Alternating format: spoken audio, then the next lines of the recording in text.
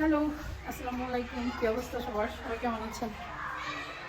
তো শুরু হয়ে গেল আমার আজকের দিনের কর্মসূচি।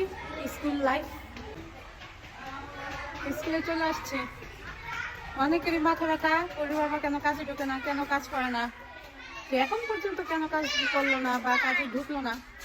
তো সেটা নিয়ে আজকে আমি একটা কথা বলতে চাই। তো সেই কথাটা হচ্ছে যে পরির বাবা কাজে ঢোকে নাই, এটা তো আর আমি আপনাদের কারো কাছে বলি নাই যে আমার ঘরে ভাত নাই, আমার ঘরে তরকারি নাই। তো পরির বাবা কাজে ঢুকলো না, তো আমরা কি খাবো, কি করব? আসলে উনি ওনার পরিবারের ছোট ছেলে। আমার শ্বশুর শাশুড়ি খুব শখ করে তাকে বড় করছে। আর আমার শাশুড়ি মারা যাওয়ার পর তো আমার শাশুড়ির ওই জিনিসটা আমার ভিতরে চলে আসছে। মানে আগে ঝগড়া কাজে মোটামুটি লাগতো, বাট এখন না ওই জিনিসটা চলে আসছে।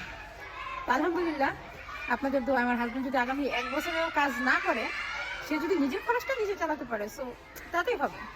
আমি আমার বাচ্চাদেরকে নিয়ে ইনশাল্লাহ খেয়ে পরে, ডাল ভাত খেয়ে পরে ভালো থাকবো। তো যারা টেনশন করছেন যে মোবাইলে ফেসবুকে ছবি দিচ্ছে, ভিডিও দিচ্ছে, সে এখনো কোনো কাজ করছে না, তো তাদের বলবো, যদি আপনারা চিন্তা করেন যে আপনাদের বউকে তার পালতে হবে, তাহলে হয়তো আমি বলতে পারি যে কাজে ঢুকো, এদের বউ তো এরা পালতে পারছে না, তো তুমি একটু কাজ করে এদেরকে একটু খাওয়াই দাও। আর যদি মনে করেন যে না, আমাদের কিছু না, তাহলে একটু মুখটা একটু বন্ধ রাখেন। যার বিয়ে তার খবর নাই, পাড়াপড়শি ঘুম দেবে। আপনাদের এত মানে কুরকুরানি উঠছে কিসের জন্য? সে কাজে যায় না, সে কাজ করে না, সে টেনশন তো আমাদের। আপনাদের কি ভাই? মাত্র গেল 4-5 দিন হয়ে যেতে পারলো না, দেখা হইলে কাজে ঢুকছিনি বা তাকে মেসেজ করতেছেন কাজ করো না কেন, একদিন বলতেছেন ভিডিও না মানে কাজ করো। কে ভাই? আপনার পাশে তার বউ ছেলে মেয়ে খেতে গেছে? মুখ ছুটাইয়েন না। আমার হাজবেন্ড অনেক ভদ্র, সে অনেক ভদ্র, বাট আমি 1 নম্বরের অভদ্র। আমি লজ্জা শরম তো জানি না, আমার এতটা নাইও। ধরলে একদম ছুরিরা কাইটা ফেলাইতে পারবো, বুঝেন না?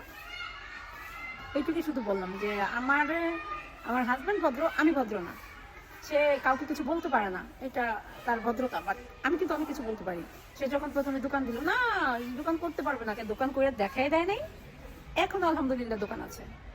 তারপরে বিদেশে যেতে পারবে না, বিদেশ যাবে, আপন মানুষ কোথায়? বিদেশ গেছে, ঘুরতে গিয়েছে, তার ভিসার অনেক মেয়াদ আছে, সে ঘুরবে, তার ভালো না লাগলে সে আবার দেশে চলে আসবে, কারণ তার দেশে তার আল্লাহর রহমতে ভালো একটা ব্যবসা আছে। তো আপনাদের মাথা গরম করার কিছু নাই। আর আপনাদের পালতে না পারলে সমস্যা নেই, আমার বাসায় কাজের লোক আছে, দরকার আছে, কারণ আমি যেহেতু জব করি, আমার বাসায় কাজের লোক নেই। বউটা আমার বাসায় পাঠাই দিয়ে আমি কাজের লোক রেখে দেবো, সমস্যা নেই। একদম আশেপাশে যত টাকা স্যালারি দেয় তার চেয়ে 500 টাকা বেশি দেবো। আশা করি বুঝতে পারছেন। আর কখনো আমার স্বামীকে নিয়ে কোনো ধরনের চিন্তা মাথায় আনবেন না। একটা কথা মনে রাখবেন, আমার স্বামীর পেছনে আমি আছি।